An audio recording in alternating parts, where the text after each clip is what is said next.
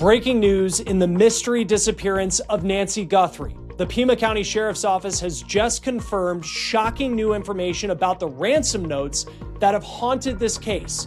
For the first time, we're seeing the actual ransom notes from law enforcement, plus a chilling development that police seem to believe this was no spur-of-the-moment crime.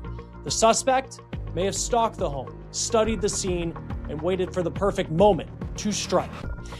She said, "Don't call the police." But the police had already been called before she even finished writing that sentence. It's upon us. And so I think there are some interesting things in this note, how they're saying, don't call the cops. They're not going to help. They cannot help you. They are very adamant and certain of this.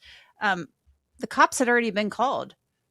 The cops had already been called by the time these notes were sent. These were sent to local TV stations and to TMZ. That contradiction is the first crack in this whole story. This is the case of Nancy Guthrie and the two ransom notes that don't add up. A big update coming in from the Pima County Sheriff in Arizona related to the Nancy Guthrie investigation. We are seeing for the first time from law enforcement the two ransom notes that were sent to media outlets at the beginning of all of this when Nancy Guthrie was taken from her home in the middle of the night, and also the sheriff raising some questions about when the videos were taken of that mysterious figure on Nancy Guthrie's front steps. And there is a possibility that those videos, according to the sheriff, were taken on February 2025, Tucson, Arizona. In the middle of the night, Nancy Guthrie is taken from her own home. No forced entry that made headlines. No witnesses. Just an empty house and a family left with nothing but questions. Within days, two ransom notes surfaced, sent not to police but to local TV stations and TMZ. And that alone should stop you in your tracks. If you're demanding money from a family, why is the first place you send the letter a newsroom? The first note is addressed to Savannah, Nancy's daughter. It reads cold, businesslike. It says Nancy is being held for $4 million in Bitcoin with a deadline of Thursday the 5th at 5 p.m. Miss that. And the price jumps to $6 million. Miss that too. And it says plainly, she will be killed. So I'm going to read that here in a second, but we'll start with the first one. So bear with me as I read through this, and we'll put this up on the screen. Hello, Savannah. We have your mother, Nancy. She is safe but scared. She will be held for ransom, and once payment is received, she will be released unharmed. We will be holding her for a maximum of 7 days. You will need to send Bitcoin in the amount of 4 million USD before 5 p.m. on Thursday the 5th. If payment is not received, the ransom will be increased to 6 million USD, which will need to be paid by 5 p.m. on Monday the 9th. Once payment is received to the Bitcoin address below, she will be released within 12 hours of deposit to a safe drop-off location back in Tucson. If payment is not received by the last deadline on Monday the 9th at 5 p.m., she will be killed. Your mother is aware of this, and her life is in your hands. It is in the best interest of everyone to have this completed as soon as possible. You will not be able to contact me from here on out. There will be no negotiation. Then, almost as an afterthought, two chilling details are dropped in.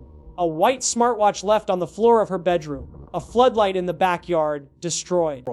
And there had been some reporting along the ways with this note about the smartwatch we heard early on, and small details, but details only someone who was actually inside that house would know. Here's the pattern interrupt. Investigators ran DNA on a hair recovered from the scene. Rootless hair, so testing was always going to be a long shot. Weeks of waiting, and it comes back with nothing. This information today, there was the report that came out that some DNA of a hair fiber didn't really turn anything up. Right. And then a couple hours later, you have this pretty large press release coming in about the ransom notes, and then also information potentially about the person at the front steps. Well, thanks for having me, Chris. I think the timing is intentional. I think that this could mean a couple of things. It could mean that they really are at their wits' end and they have no choice, or feel they have no choice but to release this information, hoping that some... No hit, no match. Silence right when the family needed an answer the most. Then, 4 days after that first note, a second one arrives. And it doesn't just change tone, it changes the entire story. This time it's addressed to the whole Guthrie family, not just Savannah. And instead of threats, it says this: "We did not fully grasp the seriousness of her physical condition. We never intended to hurt her. She perished shortly after she was taken. We believe it was heart-related. She is buried in nature now. Read that again. The same people who threatened to execute her for missed payments are now saying, gently, that they're sorry and that nothing could have been done. That is not how a kidnapping for ransom usually goes. Analysts who reviewed the language pointed out something else too. Received is misspelled in the first note. Out of mine. What I also find interesting about this, we have a misspelling. I'm going to point that out. Received is spelled incorrectly in this note.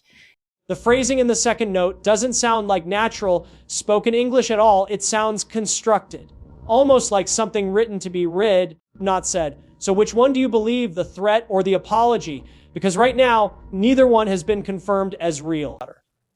Yeah, it's a very different tone. And I don't know many, I don't think I've ever seen a kidnapping case, and we don't see that many kidnapping for ransom cases. They seem pretty rare, where somebody would say, oh, we didn't mean to do this. We didn't mean to hurt her. Well, you've already threatened to kill her in the first note. You already said you would do that if you didn't get the Bitcoin. And so it's a much different tone, saying she's buried with nature. I mean, I don't, that's not how people talk. I've said this before. While the notes raised one set of questions, the video evidence raised another. And this is where the story escalates. Doorbell footage from Nancy's own home shows a masked figure on her front steps, seemingly armed, reaching toward the plants near her door. For months, that video was treated as a single moment in time. But Pima County investigators just confirmed something new. The two video clips they have may actually be from two separate nights. But now they're saying, quote, two videos recovered from Nancy's doorbell camera may be from two separate days. These videos are critical to our understanding of the unidentified male's behaviors and choices. They indicate he took steps to prepare for the event on the night of January 31st to February 1st, which is so chilling to think about this not being, because there was that theory out there of maybe they just hit a house, it was a burglary, and they didn't know that Nancy was going to be there.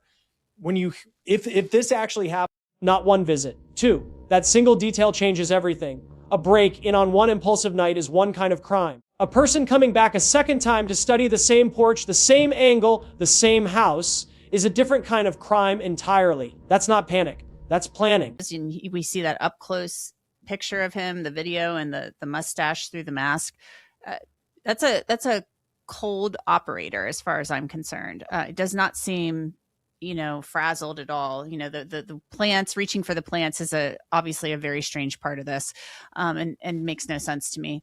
But, it screams to me premeditation and pre-planning. And so I don't think this was. And here's a detail that should stop you cold.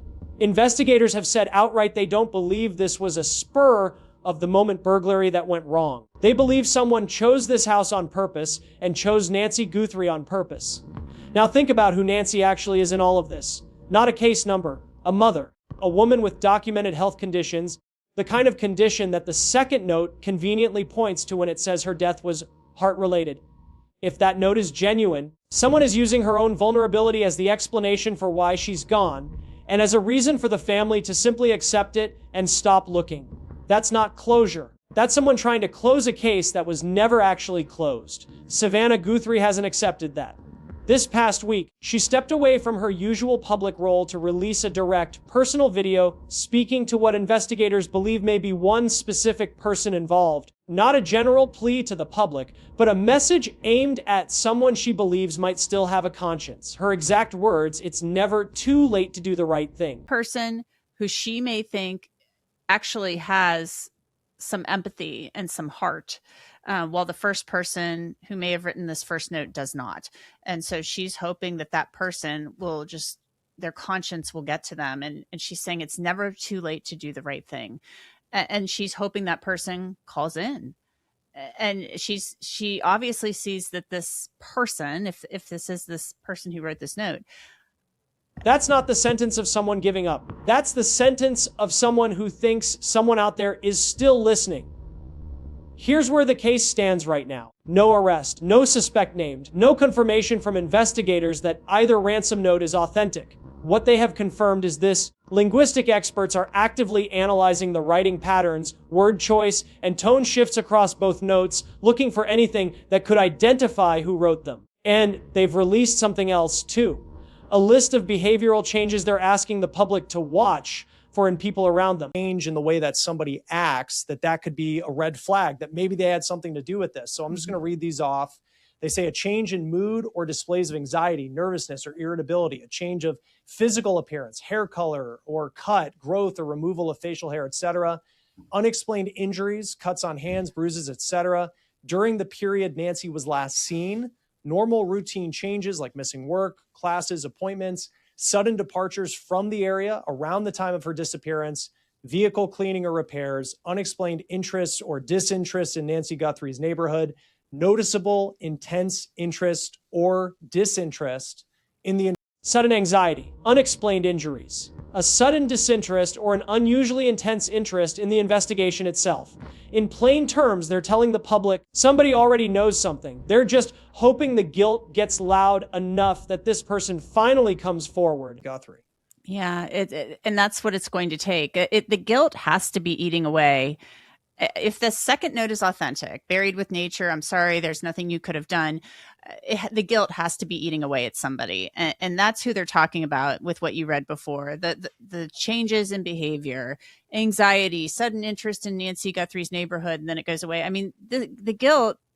It's now been 6 months since Nancy Guthrie disappeared. No arrest, no confirmed remains, just 2 contradicting letters, a doorbell camera that may have caught the same person twice, and a family still waiting by the phone. Investigators say the case is active, the tip line is open, and the linguistic analysis on both notes is ongoing. If either note gets tied to a name, this case moves from a mystery to a manhunt overnight. And that break could come at any time. The lead. The sheriff's office is still in the lead, and they are the ones still, the head of this investigation until we learn that maybe federal charges are going to be filed, because at this point there's been no nexus to show that the FBI should be leading this investigation. We'll see what happens next. Just amazing. 6 months later, the search for Nancy Guthrie continues. Anjanette Levy, host of Crime Fix here on Law and Crime. You always do an incredible job. Thank you so much for joining me to talk about this as we continue to both follow this case. Yeah, thanks for having me. I appreciate it. Before we go, I want to put these numbers up